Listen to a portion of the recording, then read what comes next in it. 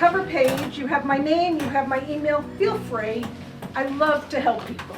So feel free if after this presentation, if you have any questions, or if in your case questions come up, feel free to email me. Couple of things I will read to you. DCP&P must make every reasonable effort to assure that every child in out-of-home placement receives an education appropriate to his or her abilities under state law. As a teacher, as a counselor, I'm a firm believer, whatever a child is entitled to, they're going to get. And of course, my big thing was the free lunch. I mean, I would meet with kids and know their background and, okay, so you're getting free lunch? No. What do you mean you're not getting free lunch? You're entitled to it. So I always pushed for that. And all of our children would be entitled because they're on Medicaid. So they are entitled to, all it means is asking for the form, unfortunately. And foster parents may not even think of doing that. Again, I'm not going to read everything to you. This is kind of an outline of the different things we're going to go over. If you turn to the next page, and I think yours are back to back. Early Head Start for ages 0 to 3 provides comprehensive early childhood education, health, nutrition, mental health, and social services to the low-income pregnant mothers, children, families, and it would provide schooling if needed. It's a free full-day preschool program. Again, if people qualify, all this takes is a phone call. And I'm going to relate back to my experience in the food pantry when parents come in and I see them with their little kids. Obviously, they're with them, so they're not in a school program. I will hand them this sheet and say, cool, see what help. It's not just for the preschool. You'll see all the other services they will provide. Feel free to stop me at any point if you have a question. Again, they do have to meet certain guidelines, but our children are on Medicaid, so they should meet the guidelines. The next thing, and I don't have the back-to-back, you'll see the New Jersey Early Intervention System, your child's development, important milestones. I would not recommend handing this to a foster parent. But maybe if you have a child between birth and 36 months on one of your visits, bring it with you and kind of get a sense if, your child is not meeting a lot of these milestones. I can say in my experience, especially with the very young mothers, they had no clue. And this was a help to meet with them and say, gee, depending on the age, what is your child doing? Are they able to do this? If not, let's look into it. And that's when they would then go back and call the Early Head Start. And again, you don't have to be an expert in any of this. You'll see websites, you'll also see phone numbers. But again, if you're dealing with younger parents or maybe ones that just have no other children, I found, because I did have 2 very young, and I found this to be so helpful. Again, don't hand it to the foster parent, just bring it with you 1 or 2 times and get a sense of what's going on. So again, yours are back to back. You can go through all of those pages. Again, slow me down if I'm going too fast. Project Child Find, although it is a referral service for newborns, they're really more for the 3 through 5-year-old. Again, this is our preschool age. So many kids are not in preschool because, I'm going to use the words assume, parents assume, even foster parents, that they have to pay for it. If they get it through the Early Head Start, it's free of charge. Again, I'll relate to my work with the food pantry. I hand this to parents and they'll come back the next time like, oh, thank you. I didn't think that I can't work because my child's with me. And now when I call, I'm able to get them in. Norwest Cap is also good. They're on top of the Early Head Start. So I've tried to give you websites and phone numbers. So once we get to school age, I'm looking at the page at the top. It says child experiencing learning, behavior, and health difficulties. And as I said, I was a special ed teacher about 22 years for kindergarten through 8th grade. Again, I'm a firm believer. If you don't need to recreate it, I've given you sample letters. You'll see there a sample letter to the principal of the school. Now again, I wouldn't do this without the foster parent knowing about it, that you're going to do it. But as much as you can have a nice, tight communication with the school system once they're of school age, and you'll see on another sheet, we'll go over it, you know, the teacher as well as the counselor are your two prime people. And we'll talk more about that in a minute. The principal of the school, again, to start out, I would recommend sending a letter to them. There's some sample information you could put in the letter. Again, kindergarten through high school. There's two things we always talk about, and I don't know if you have children of your own.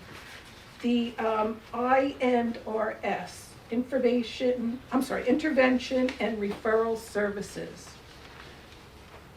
This is something that teachers on their own should make referrals if they identify any learning, behavior, or health difficulties in students. It doesn't always happen. Many times it comes, again, from the parent, a simple letter. Depending on your association with the foster parent, and myself being a take-charge person, often I was the one to send these letters, with the foster parent knowing about it. And it's a simple meeting. It would be with the teachers that are present with the child. It would be with the resource parent. Depending on whether or not the biological parent is involved, they are supposed to be able to attend, but then that gets tricky with the resource parent being there in the biological, so that's something you'd have to look into. Teachers are there as well as the child study team. Does everyone know what a child study team is? I don't have to, okay. And again, your social worker, psychologist, and learning disability specialist. This is not special ed. INRS is a very initial meeting. They put some things into place. They put in a plan when they're first seeing difficulties. Especially if the child or children you're working with are now in a new school district. This is something you want to look into, especially if you're not going to have a lot of information on their previous school district. So INRS. They develop an action plan, they have to follow through, have subsequent meetings, and if there's still issues, that's when it would be desirable to go towards the special ed, which is the IEP, Individualized Education Plan. Takes time. Could take a whole school year. But the INRS should happen within 30 days of requesting. You may also hear of a 504. The only difference between INRS and 504, 504 has to have a specific medical or other disability. So it has to have something from a doctor or a psychologist or psychiatrist if your child is receiving any kind of services. As long as the doctor would write something. Yeah. I was going to just say, I think the psychiatrist, yes. The psychologist. Well, yes. Okay. You're right, I didn't mean to cut you off, but the psychologist would be more the testing. Right. However, there's been times where if they get a referral from the psychologist, depending on the school district, they may take that for the 504. And if not, then it would automatically be an INRS if the child is having difficulties. And again, I'm not going to read it all to you, but when you read it through, you have questions, please email. An IEP would be after that. Some of our children, will come or be in the same school district or come from a previous school district. If any of these were in place in the previous school district, and we're going to talk about that in a minute, they should be carried over. And copies should be given to the present teachers, counselor, and anyone else that would be involved. So that's where we would come in to make sure. Because again, the foster parent may not know all of this. Next, I'm going to go to CASA education information. And at the very top, email the classroom teacher and school counselor in late September. Please don't do it the first week of school. It'll be much more appreciated if you wait till things get going and they get to know the child or children. Again, I don't believe in recreating. There's a sample letter right there that, again, foster parent, resource parent, and/or yourself as an advocate can recreate and fill in the information. Go down to student information to obtain from school records. If they're now in a new school district, the school district should have received their new records. Doesn't always happen. DCP&P reports, or by asking the counselor. Again, you want to know, how long have they been in the school? If they were in preschool, was an early intervention program in place? Were they retained? My big thing, are they receiving free lunch? And if not, we want to make sure they get it for tomorrow. Does the child have a current INRS, 504, or IEP? They may not know this the first week in September, but they can refer to the previous year if there were any standardized tests given. What were their scores? Where did they fall? What else? Title I, basic skills, depending on schools, they have the different names for them. Oh, is there any tutoring or reinforcement available after school?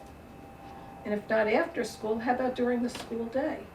Again, it's one of those things you just have to ask for, but most people don't think to ask for. Discipline and, after school activities. Again, a lot of our kids are not going to want to participate in after school, but what's better for them to socialize than if there are after school activities they can get involved in. When they get to the high school age, it just took a matter of getting one of my teens, she was a teen, to advocate for her to be part of the after-school high school program. And oh my goodness, what a difference it made in her life. She wouldn't have done it on her own. And her resource parent wasn't asking, and I just had a really good relationship with the counselor. And it made a world of difference. School policy. Most schools now have an online program where you can check whether or not the kids have done their homework. They're going to hate you for it.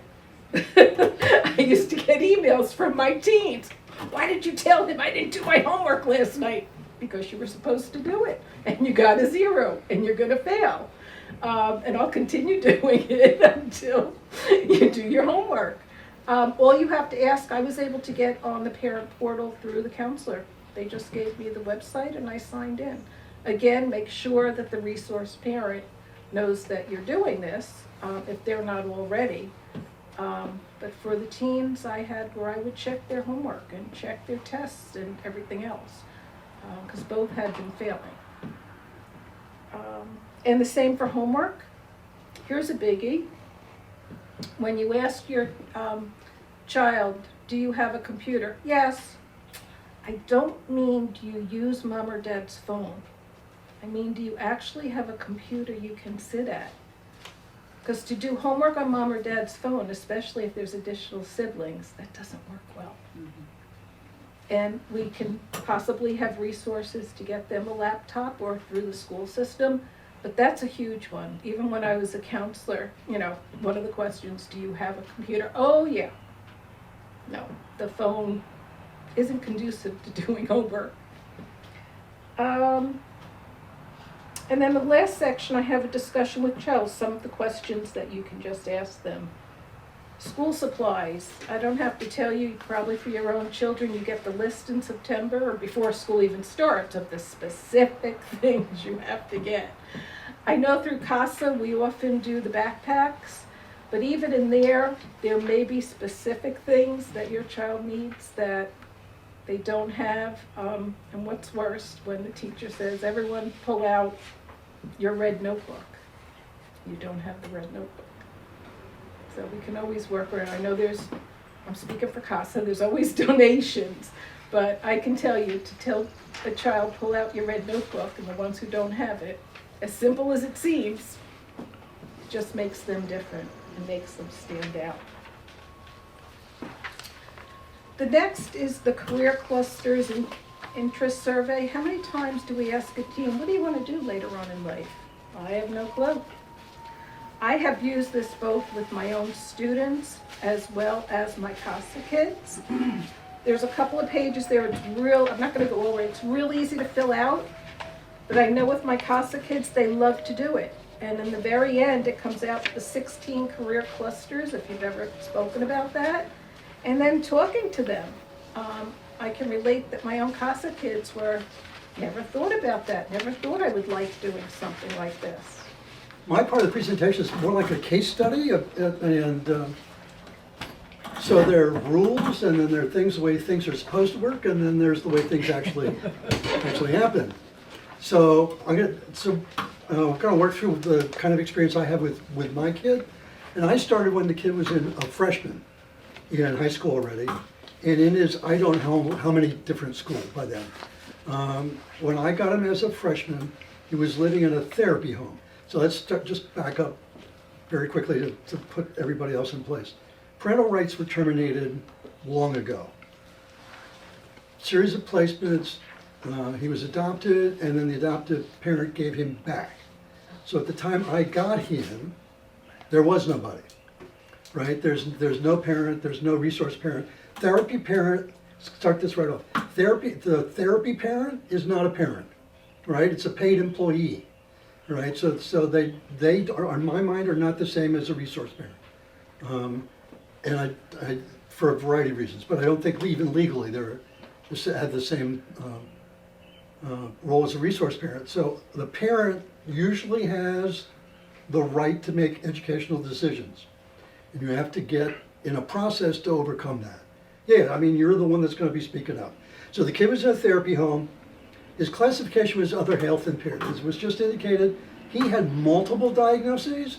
The only one they picked out was other health impaired for ADHD, right? So we got him some. So he was formally given. The IEP said he was going to pull out, a resource room pull out. What he actually got, I have no idea. But he told me he was never pulled out of the classroom. So whatever it was, it didn't happen. In September, before I got involved, at the IEP meeting, there was the therapy mother and the DCP and P caseworker.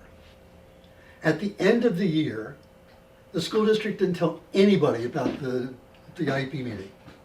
Right? They invited the resource parent, and they invited somebody from the central office, from the Children and Families Education Office, who didn't tell the CEP worker that she was going to the meeting before or after she went to the meeting, and didn't ever respond to my request for information about what happened at the meeting. All right. So while he was in freshman year, COVID hit, right? So in March, he was doing very well in school, getting fairly good grades. COVID hit in March, he stopped. I mean, pretty much did not log in and stopped doing any work at all. So now we have the end of the year, and he's about to fail his classes. So I'm in communication with the guidance counselor, who in this case was a pretty good dude. I was in communication with the guidance counselor. I said, what can we do to get him as many credits as possible? Now, he hasn't shown up for the last March, April, May, June, last 3-4 months of school. What can we do to get him passing grades so he doesn't have to take these courses over again? So we agreed that his passing grades for the first 3 marking periods in most of the classes would get him a passing grade. There were 2 classes that we had a problem with, history and English. History, we decided we're going to do a special project, and if he turns in the special project, he'll pass that. And I think we negotiated something else. Yeah, there were 2 classes where we negotiated extra work at the end of the year. With the extra work, he passed, and we're going to move him on to the next.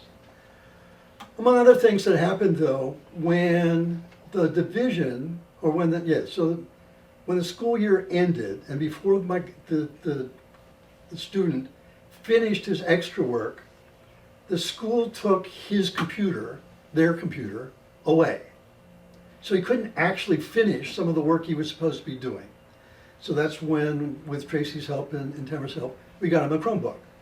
right? So that he could, in fact, sign in and do the work at school. Otherwise, there was no way he was going to be able to finish the school year.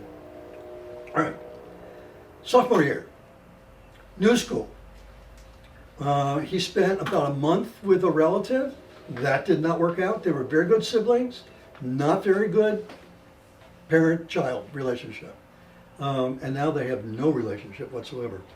He ended up then in an emergency shelter for the rest of the school year. They could not have cared less about his participation in school. They allegedly had a transition education coordinator, who I'm not exactly sure what he did, but he also left in January. They didn't monitor whether he was signing in. They didn't even monitor whether he was getting up in the morning. Right? So among other things, we got him an alarm clock. And not just an alarm clock that made noise, we got him an alarm clock that shook the bed so that he would get up in the morning. Right? Otherwise, and he kind of asked for it. He says, they're not waking me up. So we started off again with this. So again in September, at the beginning of the year, I don't know who went to the IEP meeting. I don't know who they invited. I don't know who went. All of us, he has an IEP, and again, it says resource room pullout. Again, he's not getting resource room pullout. At best, he's getting maybe extra time.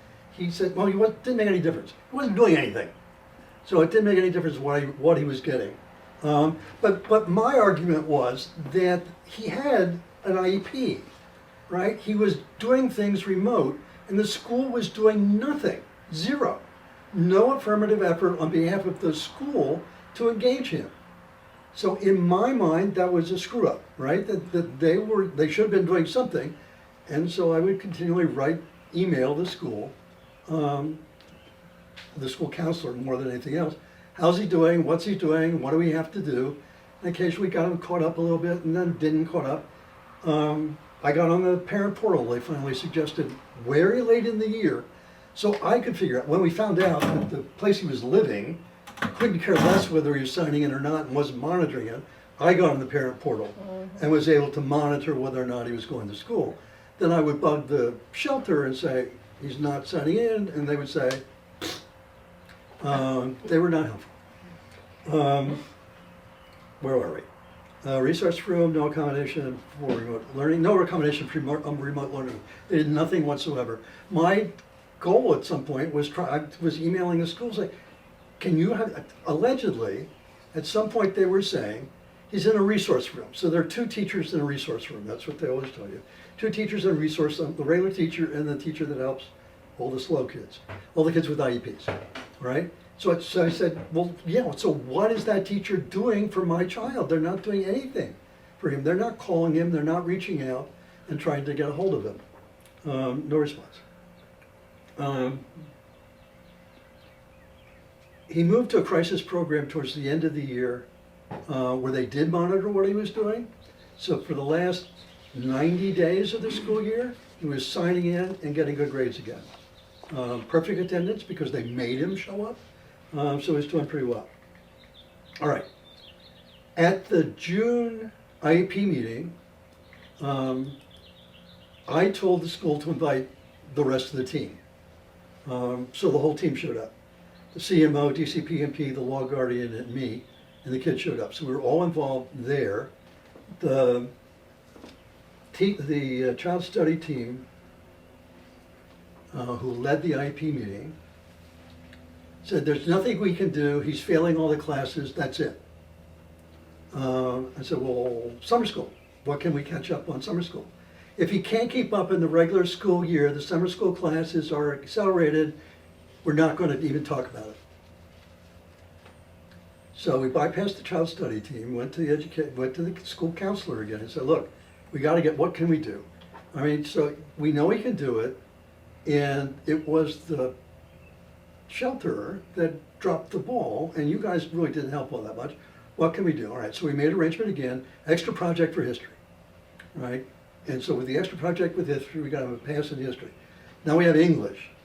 Right, so what are we going to do about English? Because history and English are the two classes that you have to have all 4 years of. And if you don't, you got to take two. And that wasn't he wasn't going to do that.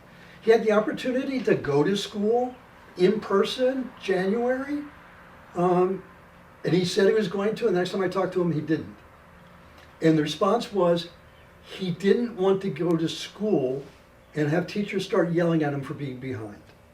All right? He may have been willing to go, first of all, it was a new school, he didn't know absolutely anybody at the school, no opportunity for peer relationships or anything like that. So he just didn't want to go into the school year and be singled out as the kid in the class who needed to catch up.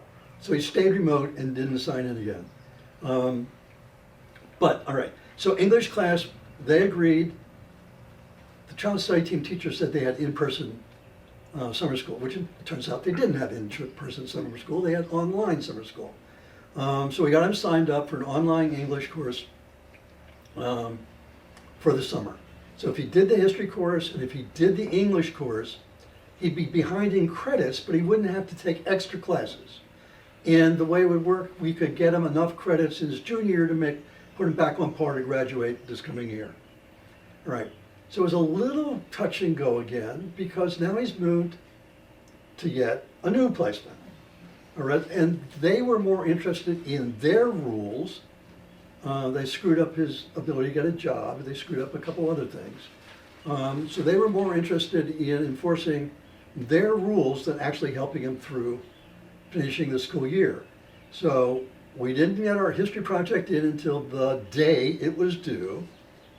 And we didn't start the online, so the online, DCP&P paid for the online English summer school course. It was supposed to be a 10-week course, but he couldn't start it until whatever.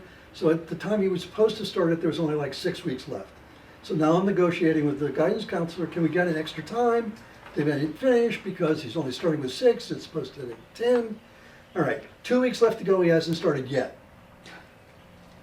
So we kick him in the rear, and he's got to start the class. He finished in 2 weeks. 10-week course, he finished in 2 weeks, got an 82 in the course. All right? So when he's motivated to do the stuff, he can do it. Right. Joe, just in a little bit of a defense of schools, having worked in a school system many years, the COVID completely destroyed the school systems. I mean, the school systems all over are struggling not to deal with foster kids, special ed. They have so many kids that are not coming to school now. They don't have a label. They don't have any rights. I think the education is really in trouble. I have some sympathy. This particular child study team caseworker, I think was new, and she was going on vacation the day after our meeting, so therefore I got handed a completed IEP that had nothing to do with what we were talking about, among other things. And so I don't know about you, but the IEP, it's a form, right? It's a very long form. And 70% of the stuff in there is not helpful. Right. Right? I mean, it says things that are going to happen that don't happen. It says goals for classes. So one of the things its goal for one class was to turn in the homework 80% of the time. It wasn't to actually finish the class. It was to turn in the homework 80% of the time. And if he would have only turned in the homework 80% of the class, he may not have passed the class, because they weren't giving him this ADHD catch up and turn in things late. So what is he getting?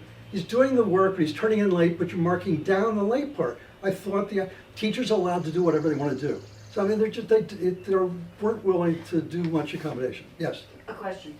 So when the system was not working and your kid was falling further and further behind, being an excellent CASA, I'm sure you documented this all in the CASA report.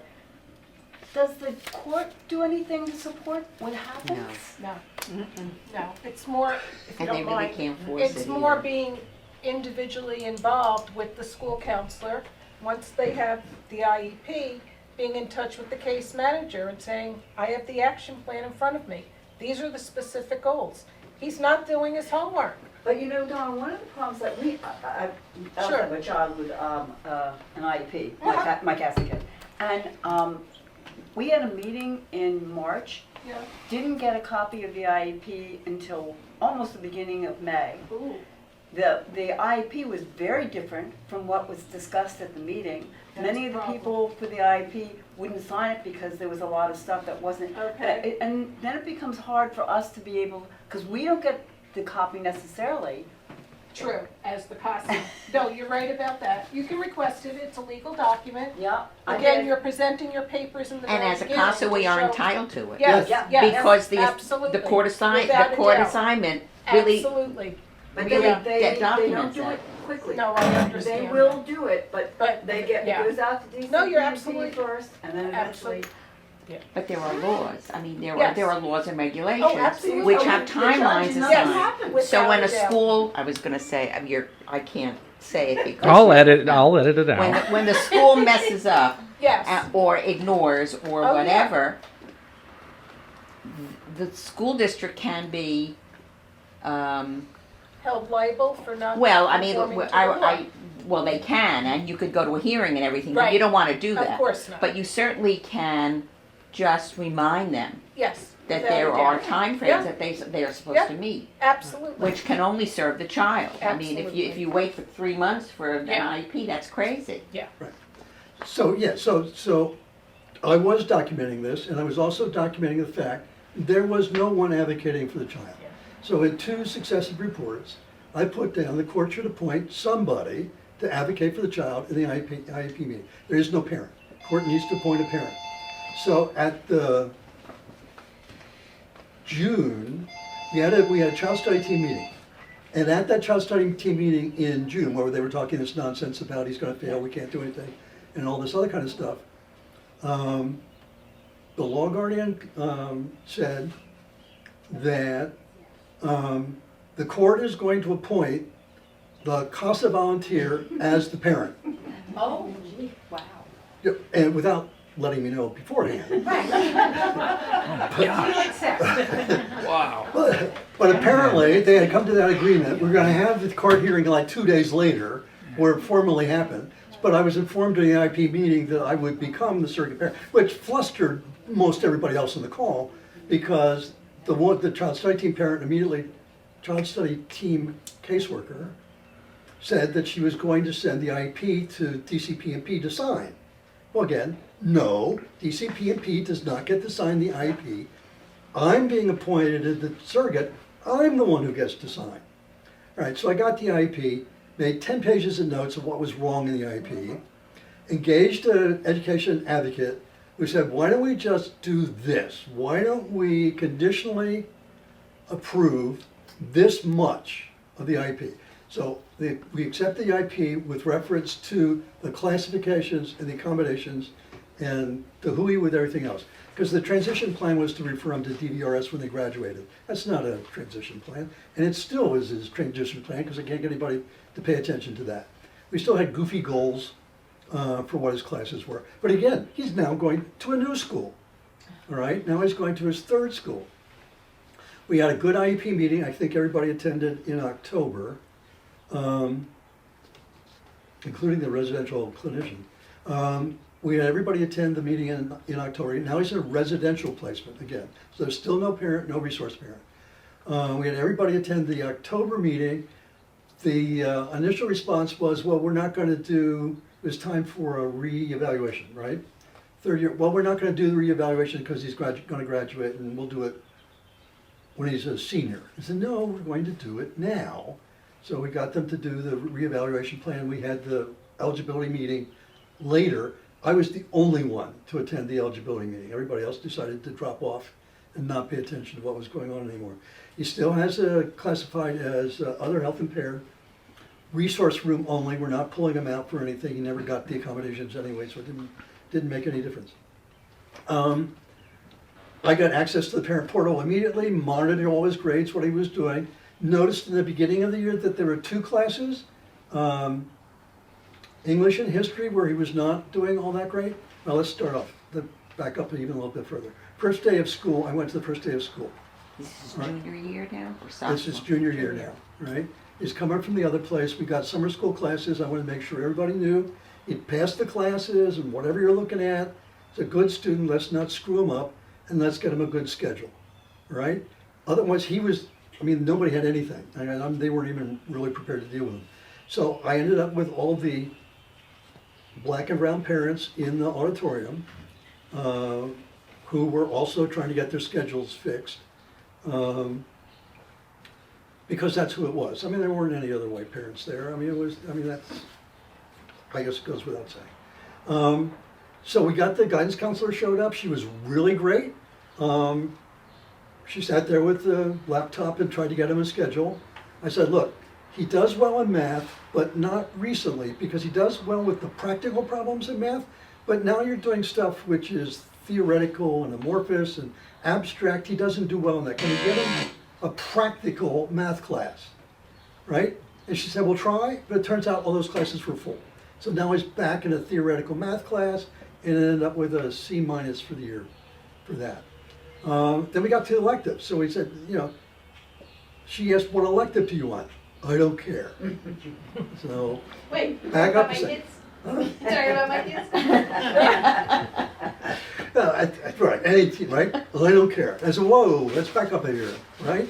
I'm getting you manga books, right? I'm getting you the Japanese illustrated books, right? Because you say you like to draw this stuff.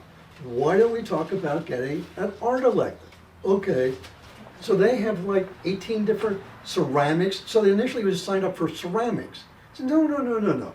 Do you like to draw? Do you want to know? Yes, I like to. So we got him signed up for the drawing thing, right? So we got him signed up for the drawing thing.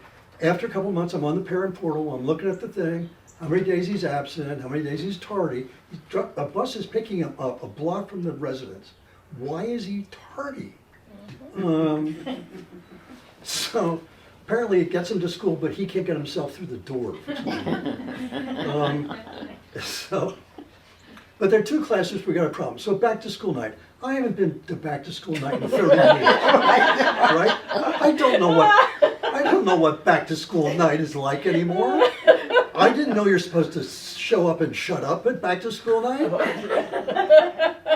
But fortunately, at this particular high school, none of the other parents show up to back to school night, right? So I go to what seems to me to be the English class, all right? And I'm the only one there, right? So I now have a discussion with the English teacher and another English teacher who may or may not be the secondary teacher, and the class is not really clear what's going on. But I try to introduce him to my class. His student, he's doing well. If there's a problem, let me know. And great. So the English grades started going up, and we're pretty good with that. Go talk to the history teacher, who is 4 floors up and at the end of the hallway and all this kind of stuff. At this point, the bell was ringing. Back to school night is over. I mean, I don't even know how you go from one class to the other in that amount of time. And apparently, all they were supposed to tell you was about the COVID protocols, which I could have cared less about. And they said, crap, we're a captive audience. So it turned out the history teacher was involved with the CASA program or knew about it, and the other teacher didn't know about it, so we got to explain to the other teacher what it was, and she's got really interested in the whole thing, and I said, he likes to draw, and she said, oh great, I'm that class 8, the advisor, and we have a competition every year to draw the t-shirt, and the kid that draws the t-shirt gets to be the hero for the school that year. Of course, he never bothered to submit an entry for the thing, but we got him a little bit direct, but the history grades went up, all right?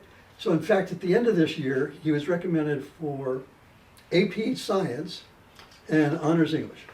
Good for him. So, he's doing really well, and so we've dealt a little bit with the counselor every once in a while. We tried to do with he's getting marked down for turning things in late, but he's supposed to have, nobody's paying attention to that. But the school counselors in both cases were really the ones who really worked hard for the kid. Now we're trying to get him into college, right? So there's a thing called, if you don't know, it's PACES, P-A-C-E-S, right? It's the PACES coordinator, which, again, that was the next thing. 2 court reports in a row. Who is assigned to get this kid into college? Who is assigned to get this kid into college? So finally, the DCP&P said that I'll look for a PACES coordinator. Talked to her for the first time last week. She'll transport the kid to visit college, apparently, and they also help them apply for funding. Now, I've been told, or people have told me, that if you're a foster kid, you get to go to college for nothing. Not true. You got to fill out the paperwork, all right? And apparently, and if you do it on time and all this other kind of stuff, but this person will actually help you do it also. At the last court report, we told the court that in the court report, my court report, I gave him the grades that he's gotten so far, and I said that he did not do as well on the SAT as he wanted to do. So the court ordered DCP&P to pay for SAT prep.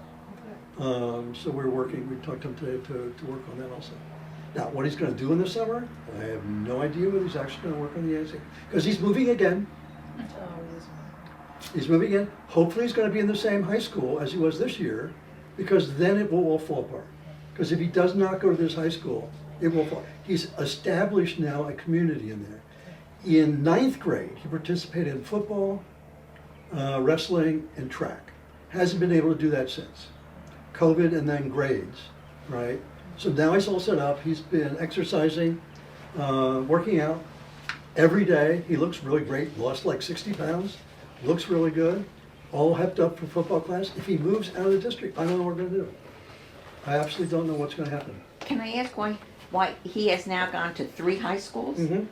Can I ask, I know you said that he didn't have a resource parent or bio parent. Right. So where was he living and why was he moved every year? Right, so 9th grade, adopted home, right? Right. Something happened, facts are in dispute, I think he got the wrong end of the deal. He was placed into the therapy home, Right. all right? So that lasted for a year. Mhm. Then we got really excited because there was a relative that was gonna take him, Mhm. all right? And they had a really good relationship, and it was really fantastic until they moved in together. And then immediately. He did not want to be told what to do, and she had other young kids in the house. So that did not work. So that was about a month. So he got placed into a shelter. Yeah. So it was supposed to be like an emergency shelter, which was supposed to be short-term, lasted the entire school year. He has a diagnosis, a RAD diagnosis, right? So this is the diagnosis I tried to get in the IEP, but nobody's gonna listen to me because of behavioral reasons, right? Because with the RAD diagnosis, you wanna back off for the kids, you don't wanna push, right? You give them rules, but when they get aggressive or ornery, you need to back off. Joe, can you explain what RAD? Reactive attachment disorder, right? They can't build a relationship. Understand. Yeah, right, because in this particular kid's case, it's Yeah, been, I don't know how many people. And multiple CASA persons, because he had a CASA and law guardians in another county before the adoption. Right, so I mean, there's nobody, at one point, I think the law guardian, the RAD therapist, and I are the 3 most stable people in his life now. So that was, he was in the shelter. So one of the staff in the shelter he was at started getting aggressive with him instead of backing off. And so he got aggressive with, and next thing we know, we're in an emergency shelter, 2 hours away from the original emergency shelter. That's only 90 days. So after that 90-day thing, again, we had to look for someplace else to go. And they were talking about all kinds of weird places. I mean, it's all kinds of really restrictive kind of places. So the residence he's in now is kind of like a group home. He's learning to cook. And they seem to be obsessed by cooking. I'm not sure what else. Him getting a job and him learning how to cook seem to be the big things they're into, except I got him a job that they wouldn't let him take. That's right, I remember that. Yes. Yes. And that fell through again this year because it fell through last year and the owner didn't promise us it was there, and then because we couldn't tell him where he was gonna live, it fell through again. So we've disappointed this kid, I don't know how many times now on the job thing. So he's at this residential program now, which gives him a little more freedom, but he still has to turn in his phone and go to bed at 9:30. 17 years old, he's turning in his bed and going to bed at 9. I mean, it's not working. I mean, that's not a thing. So, How long have you been This with kid is CASA? so 19, October, November of 19. Right And before. I have watched Joe work tirelessly on behalf of that kid for these last 3 years. And I Talk about have needing only therapy. seen a fraction of the work that he's done, but the frustration that I've seen in dealing with these various systems and these really difficult people. Somebody called looking for Joe last week, and I called Joe, and he says, "Oh, we're gonna slap him in the head because I've been trying to get a hold of him for, and now it's suddenly important for him to talk to me when I've been trying." That was the CMO worker who was supposed to take him for the interview at the job. But because he didn't show up to take him to the interview, we lost the job. So yeah, I was gonna slap him on that. And now he's supposed to find him a place to live, and hasn't done anything on that yet either. He's moving out of this residential. Moving out of the residential program, he's been, again, therapy home level care, I think is what they said. So it depends on the therapy home. It depends on the therapy home. I only have experience with the one that he was originally at. And I think it was a very laissez-faire therapy home. I'm not sure how much or what kind of training those parents got, but I don't think they did very much, right? So if he's in one of those laissez-faire therapy homes, fine.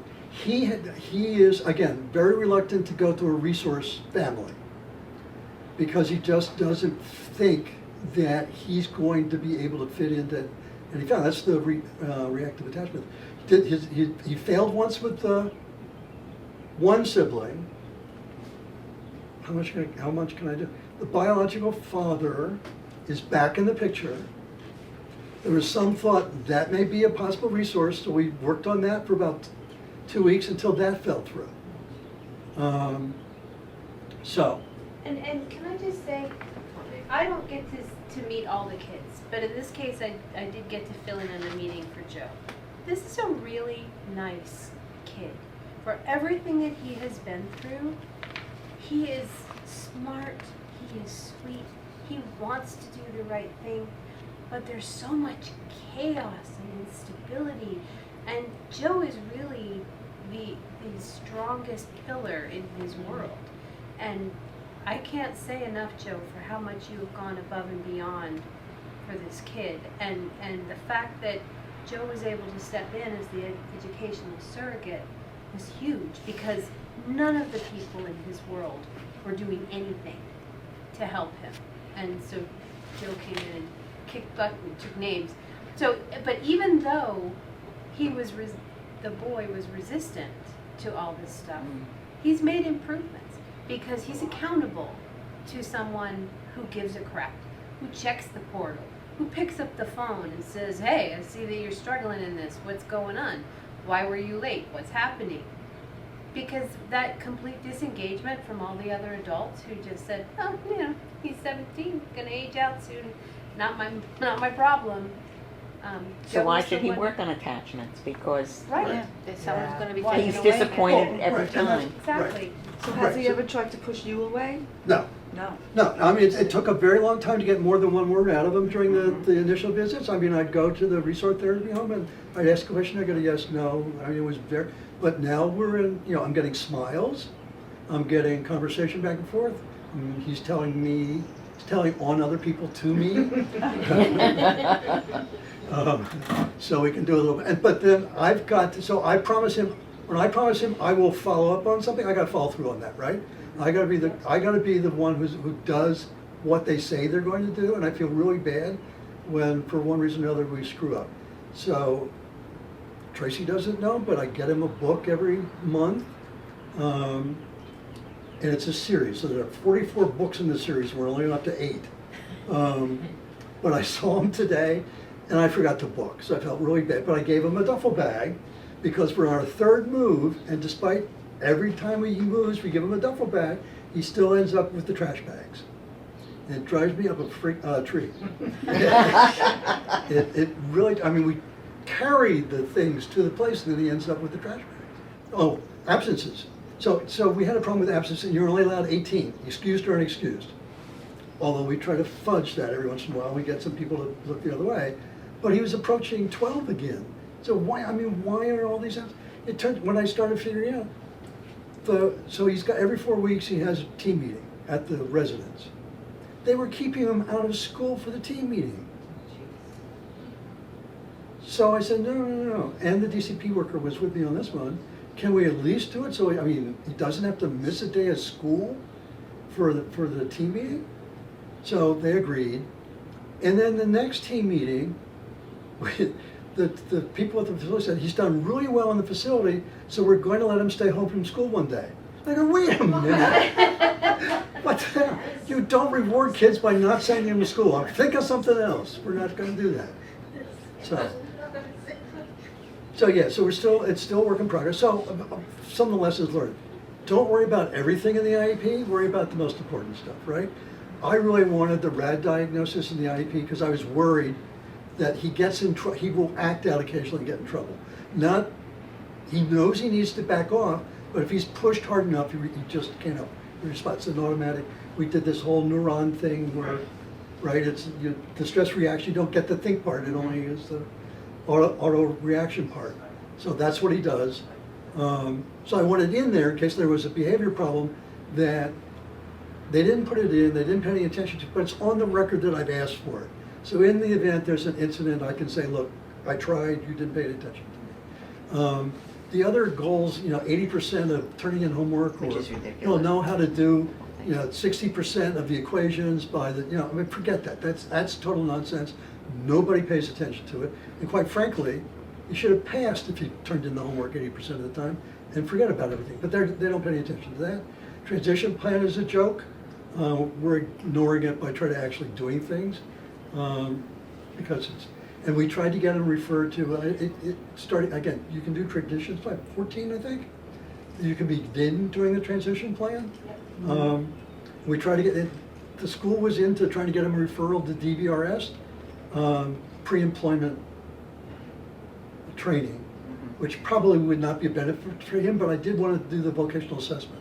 What is he really interested in? It turned out, one of the ones he did for school, turned out that they said he wanted to be a dentist, which is not happening.